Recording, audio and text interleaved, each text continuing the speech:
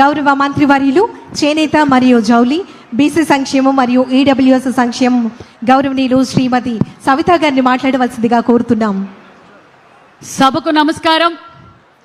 ఈరోజు 12వ జాతీయ చేనేత ఉత్సవానికి మరి పోగుని వస్త్రంగా మనిషి మానాన్ని కాపాడుతూ మన భారతదేశ సంస్కృతి కళను కాపాడుతూ ఈరోజు మరి నేను నేతన్న సేవా పథకాన్ని నా చేనేతల మధ్య గడపాలి, నా చేనేతల మధ్య నేను ఉండాలి అని ఒక చేనేతల పక్షపాతి అయిన మన చంద్రన్న మాన్య శ్రీ ముఖ్యమంత్రి చంద్రబాబు నాయుడు గారికి, వేదిక పైన ఉన్న నా సహచార మంత్రులకు, శాసనసభ్యులకు, ఇక్కడ విచ్చేసిన చేనేత కుటుంబ సభ్యులందరికీ మరొక్కసారి చేనేతల దినోత్సవ శుభాకాంక్షలు తెలియజేస్తూ మరి నిజంగా ఈరోజు రంగరంగ వైభవంగా ఈరోజు మరి ఏదైతే అన్న నందమూరి తారక రామారావు గారు చేనేతలను ఎలా అక్కున చేర్చుకున్నారో మరి ఆయన స్ఫూర్తితో ఆయన ఆశయాలు కొనసాగిస్తున్న వ్యక్తే మన చంద్రన్న అనే విషయం కూడా మరొక్కసారి మీకు అందరికీ తెలియజేస్తున్నాం.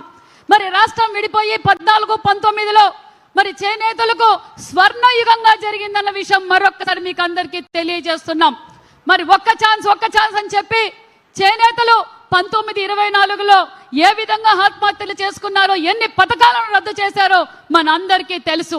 మరి మన ముఖ్యమంత్రి చంద్రబాబు నాయుడు గారు ఎన్నికల సమయంలో ఏదైతే మాట చెప్పారో ఆ మాట నిలబెట్టుకున్న ముఖ్యమంత్రి ఆ కూటమి ప్రభుత్వం అన్న విషయం మరొక్కసారి మీకు అందరికీ తెలియజేస్తున్నాం.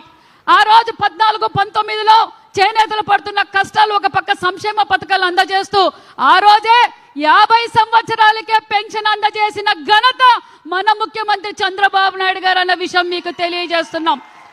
మరి మళ్ళీ మనం కూటమి ప్రభుత్వంలో అధికారంలోకి వచ్చాం, మళ్ళీ చేనేతలకు స్వర్ణయుగంలో జరుగుతుందన్న విషయం మీకు అందరికీ తెలియజేస్తున్నాం. ఒక పక్క 50 సంవత్సరాలకే పెన్షన్, ఏదైతే ఎన్నికల సమయంలో మనం మాట ఇచ్చారో మన ముఖ్యమంత్రి గారు ఉచిత విద్యుత్తు అన్నాం, మరి హ్యాండ్లూమ్కి 200 యూనిట్లు, పవర్ లూమ్కి 500 యూనిట్లు అందజేసిన ఘనత కూటమి ప్రభుత్వం అన్న విషయం మీకు తెలియజేస్తున్నాం. మరి మేము ఎన్నికల మేనిఫెస్టోలో మన ముఖ్యమంత్రి గారు చెప్పలేదు నేతన్న సేవ ఇస్తానని. మొన్నటి రోజు సార్ రాష్ట్ర ఆర్థిక పరిస్థితులు బాగలేవు, అయినా నేతన్నలకు నేతన్న సేవ ఇవ్వాల్సిందే. ఎంతమంది అర్హులుంటే అంతమందికి నేతన్న సేవ మీరు ఇవ్వండి. నేతన్నలు పడుతున్న కష్టాలు నాకు తెలుసు. నేతన్నలు మన పార్టీకి పేటెంట్ హక్కు, ఆనాటి నుంచి ఈటాని వరకు మనం నేతన్న సేవ ఎంతమంది అయితే నేస్తున్నారో వారందరికీ నేతన్న సేవ అందజేయండి అని చెప్పిన ఘనత కూడా మన ముఖ్యమంత్రి చంద్రబాబు నాయుడు గారు అన్న విషయం తెలియజేస్తున్నాం.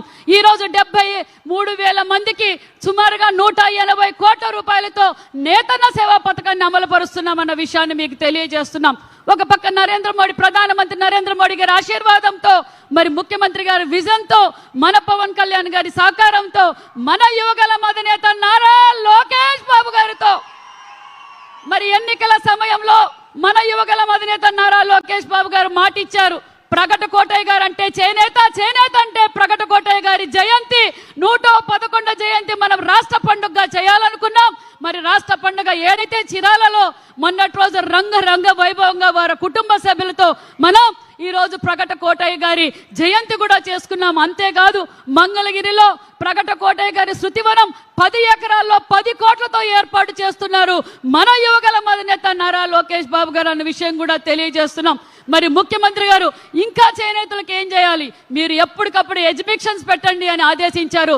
దానితో పాటు మరి గ్రామీణ స్థాయిలో ఉన్న చేనేతలకు స్కిల్ డెవలప్మెంట్ ఇవ్వండి, మోడర్న్ డిజైన్స్ అప్గ్రేడ్ చేయండి అనే ఉద్దేశం కూడా మరి మేము ఇవన్నీ చేస్తున్నాం సార్. నిజంగా చేనేతలు చాలా హ్యాపీగా ఉన్నారు ఈ విషయం అని తెలియజేస్తూ మరి ఇక్కడ ఒక పక్క సంక్షేమ పథకాలు, ఒక పక్క అభివృద్ధి కార్యక్రమాలు, ఒక పక్క పరిశ్రమలు తీసుకొచ్చి ఈరోజు భావితరాల భవిష్యత్ కోసం ఒక మంచి పునాదులు వేస్తున్న ముఖ్యమంత్రి గారు మన ముఖ్య చంద్రబాబు నాయుడు గారు అని కూడా తెలియజేస్తూ ముఖ్యంగా నా సోదరి మనకు తెలియజేసేది ఒకటే, ఒక పక్క సూపర్ 6 పథకాలలో మరి దీపం 1 తెచ్చింది చంద్రన్న, దీపం 2 తెచ్చింది చంద్రన్న.